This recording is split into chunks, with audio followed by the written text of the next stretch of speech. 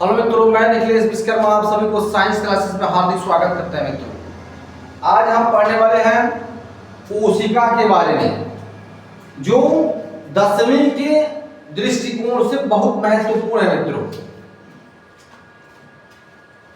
कोशिका जो आपके सामने दिख रहा है, कोशिका के बारे में अब तक बहुत आप पढ़े होंगे, बहुत कोचिंगों में, बहुत किताबों में। मैं 60 नोट्स बना के लेके आया हूं आपके लिए। अगर आप हमारे चैनल पर नए हैं तो चैनल को सब्सक्राइब करके वीडियो को लाइक कर दीजिए, अपने अन्य मित्रों के पास शेयर करें ताकि उसको ये सब मटेरियल उसको मिल सके। चैनल का नाम है science classes bye Nikhilesh sir. आप यूट्यूब पर सर्च करेंगे तो भी मैं आ जाऊंगा। कोशिका के बारे में आज पढ़ने वाला हूँ। कोशिका को इंग्लिश में कहते हैं सेल। आज हम लोग कोशिका के बारे में विधिवत पढ़ेंगे नोट्स के साथ। आप चाहें तो इसका पीडीएफ भी आपको मिल सकता है, उसकी प्रोसेस आपको बताई जाएगी।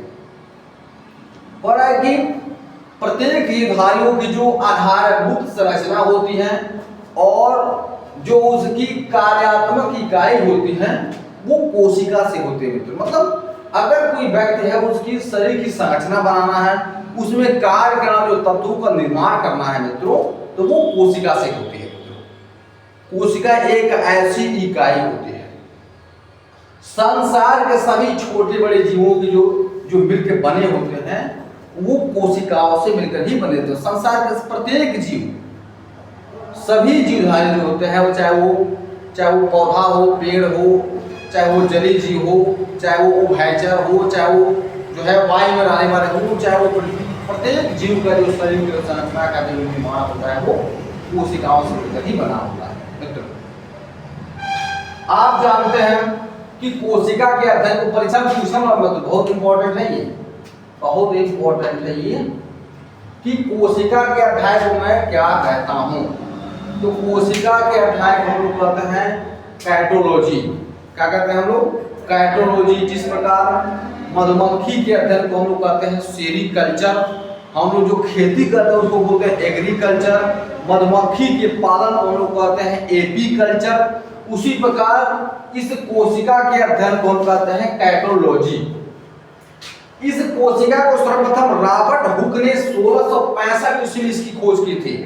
इसीलिए इनको इस कोशिका का जो है जो फादर ऑफ कैटोलॉजी कहा जाता है, इस कोशिका के जनक कहा जाता है, कोशिका की खोज के जनक कहा जाता है। किनको? तो आप कहें रॉबर्ट हुक को कोशिका की खोज के जनक कहा जाता है।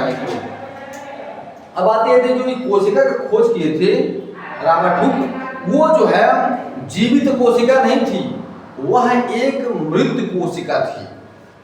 तो अब प्रश्न ये बनता है कि जीवित कोशिका की खोज किसने किया था? तो जीवित कोशिका का खोज जो है 1674 ईस्वी में एंटोनी वान ल्यूवेनकान ने की थी। जीवित कोशिका की खोज जो है आपसे लिख देंगे एंटोनी वान ने की थी। तो कब किए थे? तो वो 1674 ईस्वी में किए थे। किसकी खोज किए थे? जीवित कोशिका। मतलब इससे पहले जो रॉबर्ट हुक खोज किए थे वो जीवित कोशिका नहीं थी, वो मृत कोशिका थी। मित्रों, थोड़ा सा और आगे हम लोग चलते हैं तो हम लोग जानते हैं जो हमारी कोशिका होती है इसके एक सिद्धांत होते हैं। मित्रों, इस कोशिका के कुछ एक सिद्धांत होते हैं, सब कुछ निर्माण करते हैं तो उसका एक अलग सिद्धांत देते हैं। मित्रों, तो ये कोशिका का भी एक सिद्धांत है। वो सिद्धांत अब किसने दिया होगा? तो किसने दिया है? तो जर्मनी के वनस्पति वैज्ञानिक M.K. स्टारलाइडेन ने। कहाँ के रहने वाले हैं? तो जर्मनी को वनस्पति विज्ञान के वैज्ञानिक हैं। और कौन से हैं? और जर्मनी के ही जंतु वैज्ञानिक, बहुत इंपॉर्टेंट है मित्रों। वनस्पति वैज्ञानिक है ये और ये जंतु वैज्ञानिक है। दोनों लोग मिलकर, वनस्पति भी जंगलों में रहता है और जंतु भी जंगलों में रहते हैं, दोनों मिलकर रिसर्च किए। उन्होंने कोशिका के सिद्धांतों को उन्होंने क्या किया? प्रतिपादित किया। उन्होंने बताया कि कोशिका को जो है हम लोग कैसे जानते हैं, क्या क्या उसकी भूमिका है, कोशिका से हमारी क्या क्या महत्व है। तो उन्होंने कहा कि प्रत्येक जीव जो है, जीव की उत्पत्ति एक कोशिका से होती है। प्रत्येक जीव की जो उत्पत्ति होती है एक कोशिका से ही होती है। अब ये नहीं कह रहे कि आप एक कोशिकी से होती नहीं, प्रत्येक जो जीव हमारे होते हैं जिनमें जीव है वो कोशिका से ही उसकी उत्पत्ति होती है मित्रों। दूसरा इन्होंने कहा कि प्रत्येक जीव का शरीर एक या बहु कोशिका से मिलकर बना होता है।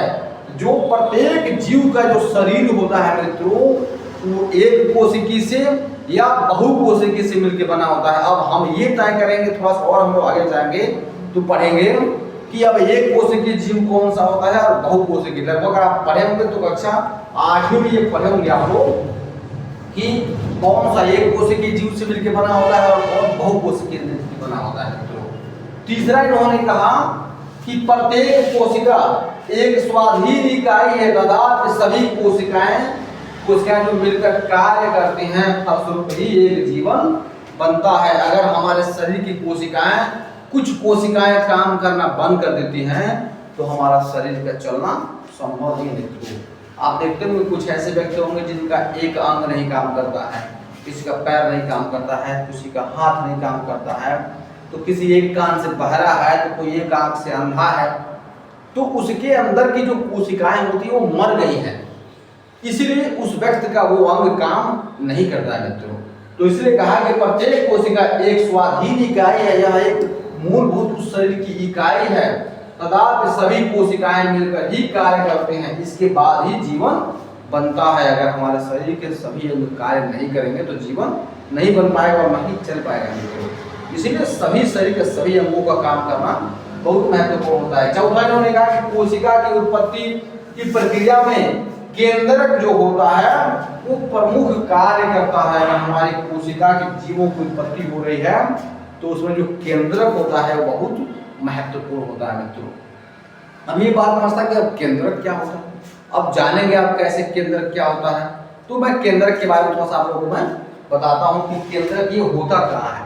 आप ये चित्र देखेंगे मित्रों, इस चित्र में हम लोग कोशिका के बारे में जितना पढ़ेंगे वो इसी चित्र के माध्यम से पढ़ेंगे। ये कोशिका की संरचना है। अब कोशिका की संरचना है तो इसको हम कैसे पढ़ेंगे आप देख सकते हैं।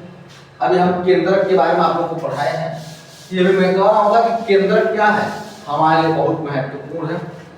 ये कोशिका के संरचना देखिए, यहाँ केंद्रक है, राइबोसोम है, कोशिका द्रव है, माइटोकॉन्ड्रिया है, लाइसोसोम है, गाल्गी काय है, अंततः द्रावित जलिका है, कोशिका झिल्ली है। पूरे कोशिका में हमको सिर्फ इतना ही पढ़ना है। इन सब के लिए अलग अलग हम टॉपिक वाइज आपको बताने वाले हैं मित्रों। तो ये सब जो है एक उसकी संरचना है, आप देख लीजिए संरचना कैसी है। हम आपको बताए हैं कि जो हम लोग अब ऐसे ही हम लोग क्या करेंगे, ऐसे आपको जो है आगे देखिए कैसे ये संरचना है कोशिका, जैसे ऐसे ऐसे आपको मिलता रहेगा मित्रों। तो अगर आप हमारे चैनल पर नए हैं तो चैनल को सब्सक्राइब कर लीजिए, वीडियो को लाइक कर दीजिए, अन्य अपने मित्रों के पास इसको शेयर कर देंगे मित्रों, ताकि आपके सभी मित्र क्या हो वीडियो को देखें और जान जाए। ठीक है मित्रों, धन्यवाद।